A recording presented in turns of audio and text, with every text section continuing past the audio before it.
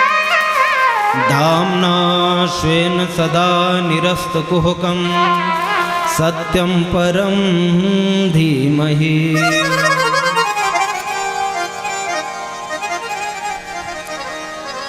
जन्मादस्य यतोऽन्वयादितिरतः। ये ब्रह्मसूत्र का वाक्य है नारायण। ब्रह्मसूत्र का ये दूसरा वाक्य है। ब्रह्मसूत्र का पहला वाक्य बड़ा गजब। अथातो ब्रह्म जिज्ञासा। हम ब्रह्मसूत्र का पहला वाक्य अथातो ब्रह्म जिज्ञासा। अब हम ब्रह्म की जिज्ञासा करते हैं, ब्रह्म को पहचानने का प्रयत्न करते हैं। ये ब्रह्म है कहाँ? ये सृष्टि कैसे प्रारंभ हुई? हम नहीं थे तो पहले कैसे प्रारंभ हुई? वो ब्रह्म को जानना, यही महाराज पहला ब्रह्मसूत्र का वाक्य है। अच्छा, ब्रह्म को जाने, लेकिन कैसे जाने? उसकी उत्पत्ति कहाँ से हुई? तो ये दूसरा श्लोक आया, जन्मादस्य यतोऽन्वयादितिरतः। हम उसके जन्म की उत्पत्ति कहाँ से हुई उसको जानने का पहले प्रयत्न तो करें। उस ब्रह्म का प्रादुर्भाव कैसे हुआ? चार्थे स्वभिज्ञ स्वराट। वो स्वराट परमात्मा ने इस धरती का संचय कैसे किया? तेनेयम ब्रह्म हृदय आदि कवये मुह्यन्ति यस्सूरयः। उस ब्रह्म को पहचानना है, लेकिन कैसे पहचानना है? यस्सूरयः, मन में कोई मत्सरता ना हो। तेजो वारि मृदाम यथा विनिमयो यत्र त्रिसर्गो मृषः। जो त्रिसर्ग बाधित है, जिनका तीनों सर्ग में, जो तीनों सर्ग से परे है, वो परमात्मा कैसे पहचाने उसको? धाम्ना स्वेन सदा निरस्तकुहकं सत्यं परं धीमहि। और अंत का शब्द तो नारायण बड़ा गजब का है, सत्यम परम धीमहि। हम उस सत्य स्वरूप परमात्मा का ध्यान करते हैं, किसी देवी विशिष्ट का ध्यान नहीं। यहाँ पर व्यास जी कह रहे हैं, व्यास जी कह रहे हैं हम सत्य स्वरूप परमात्मा का ध्यान करेंगे। सत्य क्या है उसको पहले जानने का प्रयत्न करें। नारायण, सत्य ही परमात्मा है, सत्य ही परमात्मा है, और उस परमात्मा का ध्यान करना है। किसी देवी या देवता का विशिष्ट रूप पर ध्यान करने के लिए नहीं कहा वेद व्यास ने, केवल सत्य का ध्यान करना है। और सत्य में ही सब समाहित है। न रामम परम धीमहि कहा, न दुर्गाम परम धीमहि कहा, न शिवम परम धीमहि कहा, केवल सत्यम परम धीमहि। हम केवल सत्य का ध्यान करते हैं। क्यों? क्योंकि उस सत्य से ही सब बने हुए हैं। कैसे? जैसे हम समझे एक मिट्टी है, अब उसी से हमने घड़ा बनाया, उसी से हमने दिया बनाया, उसी से मकान बनाया, लेकिन मूल रूप क्या है? मिट्टी है ना, आकार बदल गए। इसी प्रकार सत्य एक है, लेकिन परमात्मा ने अनेक अवतार में अनेक अवतार धारण किए, इसलिए नाम बदल गया। किसी में दुर्गा कहा गया, किसी में राम कहा, किसी में कृष्ण कहा, लेकिन वस्तुतः इनका मूल केवल सत्य ही है।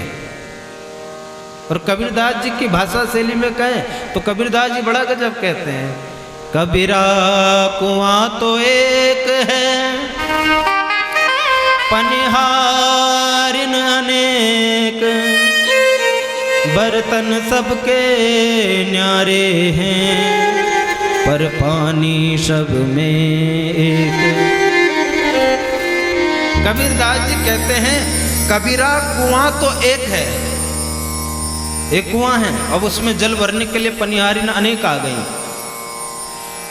और खास बात यह है कि उनके बर्तन भी अनेक हैं। अब कोई बाल्टी लेकर आया, कोई घड़ा लेकर आया, तो भिन्न भिन्न बर्तन हो गए ना, लेकिन पानी सब में पानी एक ही है।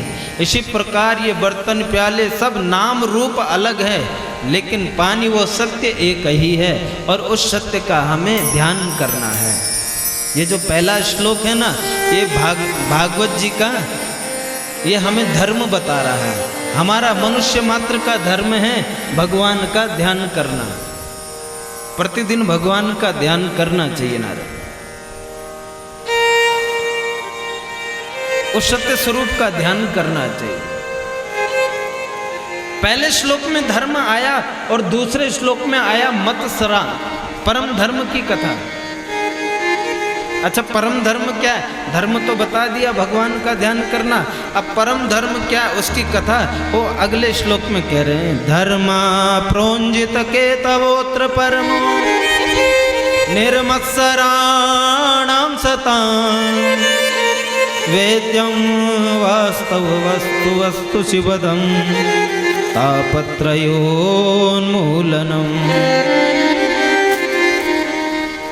धर्मः प्रोंजित केतवोत्र परमो, धर्म है भगवान का ध्यान करना, और परम धर्म क्या है? बोलो भगवान की कथा सुनना। अच्छा, कथा कैसे सुने? कथा सुनने के भी तो नियम होते हैं। कथा सुने निर्मत्सर होकर, मन में कोई मत्सरता ना हो, मन में कोई ईर्षा ना हो,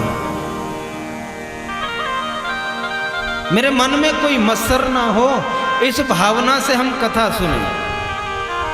मत्सरता मतलब मत्तः सरति इति मत्सरः, मुझसे भी आगे बढ़ गया, ये मत्सर है। एक मच्छर होता है, एक मत्सर होता है, एक बाहर होता है तो एक भीतर होता है। हमारा मच्छर कहाँ होता है? बाहर होता है, लेकिन मच्छर हमें सावधान कर देता है, तो मत्सर सावधान नहीं करता, ये तो अंदर ही अंदर जल रहा है। ईर्षा जिसको कहते हैं, देखो कल तक साइकिल नहीं थी, आज इसने मोटरसाइकिल ले ली। कल तक मोटरसाइकिल नहीं थी, आज 4 पहिए की गाड़ी ले ली। ये क्या हो रहा है? मन में मत्सरता जग रही, ईर्षा हो रही है। और ऐसी ईर्षा लेकर यदि हम कथा सुने तो हमारी कथा सुनने का कोई लाभ नहीं। मेरे गोविंद को मत्सरता प्रिय नहीं है। निर्मत्सर होकर हम भगवान की कथा सुने मारे, निर्मत्सराणा, निर्मत्सर होके हम कथा सुने, किसी के प्रति कोई मत्सरता नहीं। अच्छा, ये ईर्षा करके हमें मिलता क्या है? कुछ मिला? किसी से हम ईर्षा करें और हमको कुछ प्राप्ति हो, ऐसा आज तक मिला है क्या? पूज्य मुरारी बापू जी एक बार कथा में कह रहे थे, बड़ा सुंदर उन्होंने वर्णन किया इस मत्सरता पर, इस ईर्षा पर। वो कहते हैं आप क्रोध कर लीजिए, क्रोध से आपको फायदा होगा। क्या फायदा होगा? सेवक अगर आपका काम नहीं कर रहा है तो आप उस पर क्रोध करिए तो आपका काम करने लगेगा। आप लोभ करिए, भाई 10 रुपए की वस्तु आप 10 रुपए में लाएं और 10 में ही बेच दोगे तो फिर आपका परिवार कैसे चलेगा? तो 10 की जगह उसको 12 कर सकते हैं, लोभ कर सकते हैं। लेकिन इस ईर्षा से हमको क्या मिल रहा है? कहीं पे हमें प्रॉफिट हो रहा हो तो फिर ईर्षा हम करें? कोई ईर्षा से कोई फायदा नहीं, इसलिए हम ईर्षा क्यों करें? निर्मत्सराणाम सतां, किसी के प्रति इस मत्सरता नहीं। सब अपने हैं, सब अपने हैं, सब परमात्मा के हैं, किसी के ऊपर। और गीता में तो यहाँ तक कहा है कि क्षेत्रज्ञ मां चाप इमाम विद्धि सर्व क्षेत्रेषु भारत। हे अर्जुन, सभी क्षेत्र भूतों में, सभी भूतों में मैं विराजमान हूँ, तो सबके अंदर जब परमात्मा है तो महाराज क्यों किससे मत्सर कर? वो परमात्मा सबके उस भीतर बसा हुआ है। इसलिए किसी भक्त ने बड़ा सुंदर गाया, बसा हुआ भगवान सबके मन मंदिर में, वो सबके मन मंदिर में बसा हुआ भगवान सबके मन मंदिर में, वो सबके मन मंदिर में बसा हुआ भगवान सबके मन मंदिर में, वो सबके मन मंदिर वो में बसा हुआ भगवान सबके मन मंदिर में, सबके मन मंदिर में। हरि का देवस्थान सबके मन मंदिर में, वो सबके मन मंदिर में। हरि का देवस्थान सबके मन मंदिर में, वो सबके मन मंदिर में।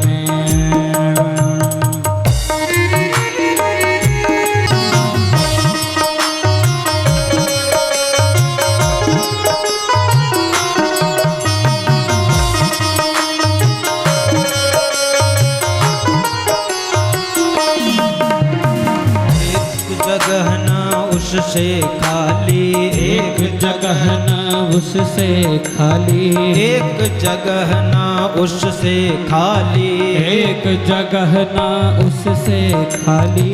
पत्ता पत्ता डाली डाली, पत्ता पत्ता डाली डाली, पत्ता पत्ता डाली डाली, पत्ता पत्ता डाली डाली। नूर उसी का रूप उसी का नूर उसी का रूप उसी का, पशु पक्षी इंसान सबके मन मंदिर में, वो सबके मन मंदिर में बसा हुआ भगवान सबके मन मंदिर में, वो सबके मन मंदिर में।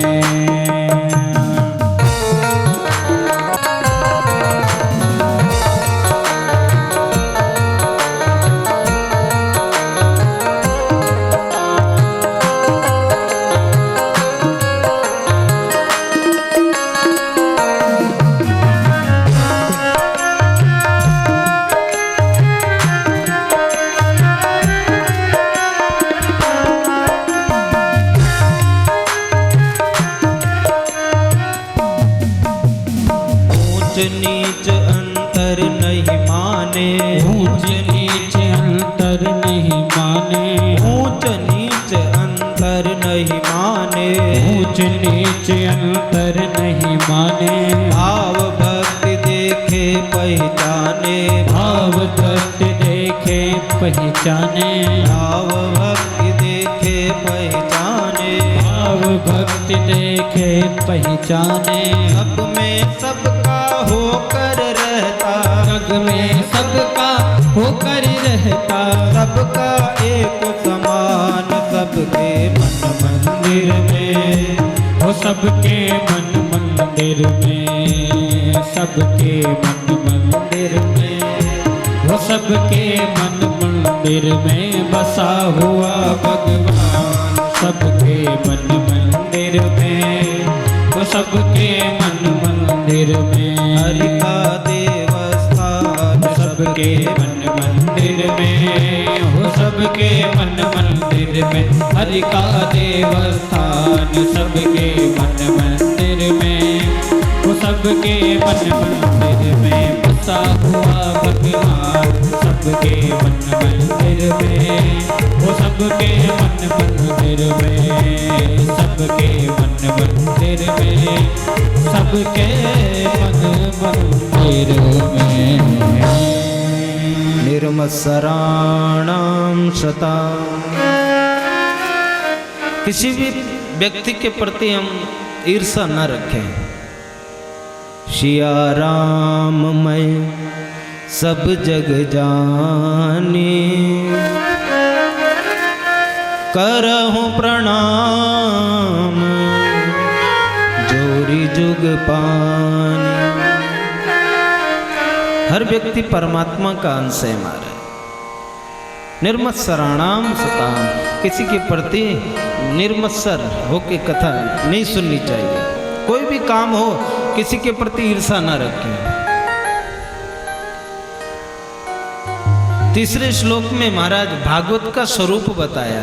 भागवत कैसा है?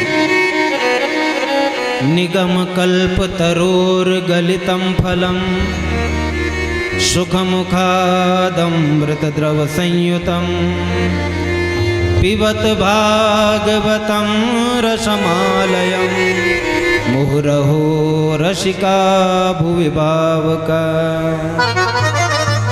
निगमानाम समूहानाम। ये जो भागवत हैं, ये मैंने आपको कल भी निवेदन किया था, ये आगम निगम जितने भी उपनिषद हैं, वेद हैं, इसका सार है ये भागवत जी। निगम कल्प तरोर गलितम फलम, उन वृक्षों पर लगा हुआ ये फल है। शुक मुखाद अमृत द्रव संयुतम, शुक मने होता है तोता, और तोते के द्वारा ये चखा हुआ फल है हमारा। पहले कहते थे ना कि जिस फल पे तोता चोंच मार ले तो वो ज्यादा मीठा होता था। तो इसी प्रकार कहते हैं इस फल पर श्री सुखदेव जी रूपी तोते ने चोंच लगाई हुई। सुख मुखाद अमृत द्रव संयुतम, इसलिए पिबत भागवतम। इस फल में विशेषता यह है, ना इसमें छिलका है ना गुठली है, इसलिए इसको जितना पियो इस भागवत को। इसलिए हे रसिक जनों, आओ और इस भागवत का पान करो मारे। ये सबके लिए नहीं भागवत है, जिसको वो भगवान चुनकर लाता है, केवल वही व्यक्ति भागवत सुन पाता है। नहीं तो यहाँ तो हजारों लाखों की संख्या होगी, सबको आ जाना चाहिए था, लेकिन नहीं आ पाते। जिस पर मेरे रघुनाथ की कृपा होती है वही कथा मंडप तक आ सकता है और ये कथा सुन सकता है, हर व्यक्ति नहीं मानता। जिसका चयन स्वयं मेरे रघुनाथ ने किया वही आ सकता है। आगे महाराज श्री सुखदेव जी की वंदना की। एक बार की बात है, नैमिषारण्य क्षेत्र में 88,000 शौनकादि ऋषियों का सम्मेलन हुआ। वहाँ पर श्री सूत जी महाराज का आगमन हुआ और बड़ा सुंदर संबंध, ब्रह्म संबंध स्थापित हुआ। नैमिष महाराज नैमिषारण्य क्षेत्र में तीर्थ बर नैमिष विख्याता, तीर्थों में नैमिष विख्यात है महाराज। और हमारे यहाँ पर जो कीबोर्ड में सेवा अपनी प्रदान कर रहे हैं, ये केवल कीबोर्ड ही नहीं बजाते, नारायणी भागवत कथा के वाचन भी हैं और नैमिष के क्षेत्र से पहुँचे हैं, नैमिषारण्य धाम से ये पहुँचे हुए हैं। तो ये समझ लीजिए हम नैमिष में ही बैठे हुए हैं। अरे एक संत आ गया तो पूरा क्षेत्र ही धाम बन जाता है। इसलिए नैमिषारण्य क्षेत्र में ये ब्रह्म संबंध स्थापित हुआ और वहाँ पर शौनकादि ऋषियों ने सूत जी से 6 प्रश्न किए, बड़े सुंदर सुंदर प्रश्न किए। ब्रूहि योगेश्वरा कृष्णा ब्रह्मण्ये धर्म वर्मणि स्वकाष्ठा मधुनोपेते धर्मः कम शरणं गता। शौनकादि ऋषियों ने प्रश्न किया कि महाराज एक बात बताइए कि जब परमात्मा अकर्ता है तो इस सृष्टि का पालन कौन करता है? यदि भगवान कुछ नहीं करते तो ये सृष्टि कैसे चल रही है? अच्छा, भगवान ने अवतार लिया तो उसका प्रयोजन क्या, क्यों अवतार ले लिया? अच्छा, अवतार लिए भी तो उस कितने अवतार लिए? और जब भगवान अंत में इस धराधाम से अपनी लीला समेट कर चले गए तो फिर ये धर्म किसकी शरण में गया? भाई भगवान तो चले गए, फिर धर्म कहाँ गया? कोई ऐसी कथा हो तो थोड़ा विस्तार से हमें सुनाइए ना। हम भगवान के पीछे पड़े हैं, इसलिए हम आपसे कथा सुनते हैं। सूत जी महाराज को बड़ा आनंद हुआ महाराज। हे शौनकादि ऋषियों, तुम धन्य हो, तुम चतुर हो, क्योंकि तुम भगवान की कथा सुनना चाहते हैं। हे महाराज, इस संसार में चतुर कौन है? जो रुपया पैसा संसार के पीछे दौड़े वो चतुर है? नहीं, चतुर वह व्यक्ति है जो भगवान के पीछे दौड़े महाराज। शास्त्र कहता है शतम विहाय भोक्तव्यम सहस्त्रम स्नानम आचरेत लक्षम विहाय दातव्यम कोटिं त्यक्त्वा हरिम भजे। शतम विहाय भोक्तव्यम, 100 काम भी पड़े हो ना तो सबसे पहले भोजन कीजिए। 100 काम को छोड़ दीजिए किनारे, पहले भोजन। शतम विहाय भोक्तव्यम सहस्त्रम स्नानम आचरेत, और 1000 काम हो तो पहले स्नान करो। राकेश जी, शतम विहाय भोक्तव्यम, पहले भोजन। फिर आगे सहस्त्रम स्नानम आचरित, और हजारों काम क्यों ना हो उनको किनारे पहले स्नान करें। लक्षम विहाय दातव्यम, लाखों काम क्यों ना पड़े हो पहले दान करना चाहिए। और अंत में कहा कोटिम त्यक्त्वा हरिम भजेत, करोड़ों काम क्यों ना हो सबसे पहले भगवान का भजन करना चाहिए। हम लोग उल्टा करते हैं, पहले घर का काम करते हैं फिर भगवान का भजन करते हैं। समय मिल गया तो 2 मिनट अगरबत्ती घुमा ली फिर चले अपने काम पे। नहीं, भगवान गौण नहीं है, संसार के वस्तु गौण है, भगवान तो हमारे लिए मुख्य है ना महाराज, देने वाला तो परमात्मा है। इसलिए सबसे पहले भगवान का पूजन, भगवान का अर्चन करना चाहिए। राधे राधे की जप ले तू माला, मिलेंगे तुझे गोपाला।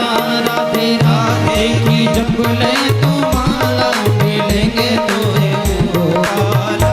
ओ राधे राधे की जप ले तू माला, मिलेंगे तुझे गोपाला। राधे राधे की जप ले तू माला, मिलेंगे तुझे गोपाला। मिलेंगे तुझे गोपाला, मिलेंगे तुझे गोपाला। राधे राधे की जप ले तू माला, मिलेंगे तुझे गोपाला। राधे राधे सब गाइए भाव से, मिलेंगे तुझे गोपाला।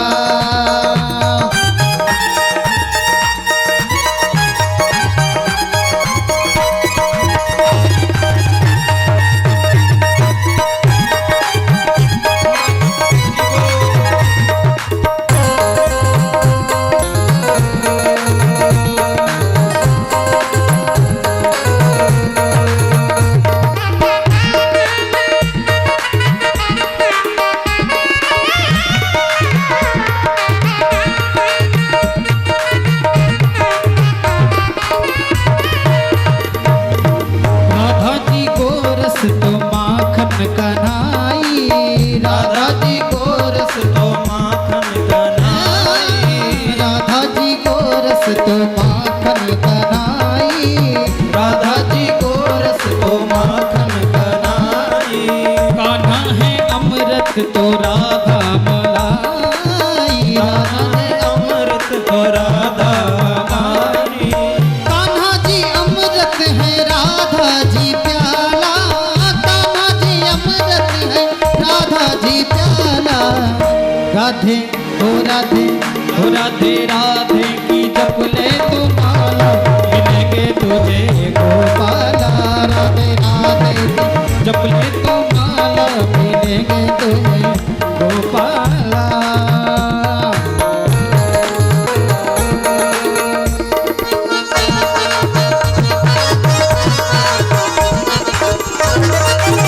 तो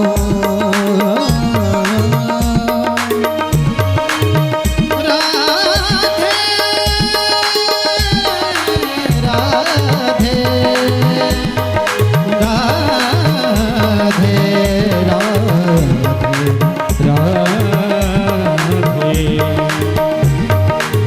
राधा जी गंगा तो धारा सवरिया। राधा जी गंगा तो धारा सवरिया। राधा जी गंगा तो धारा सवरिया। राधा जी गंगा तो धारा सवरिया। राधा है रिम झिम तो राधा बदरिया। राधा है रिम झिम तो कान्हा बदरिया। कान्हा है रिम झिम तो राधा बदरिया। कान्हा है रिम झिम तो राधा बदरिया। राधा और कान्हा का नाता निराला। कान्हा और राधा का नाता निराला। राधे ओ राधे ओ राधे राधे की जप ले तू माला, मिलेंगे तुझे गोपाला।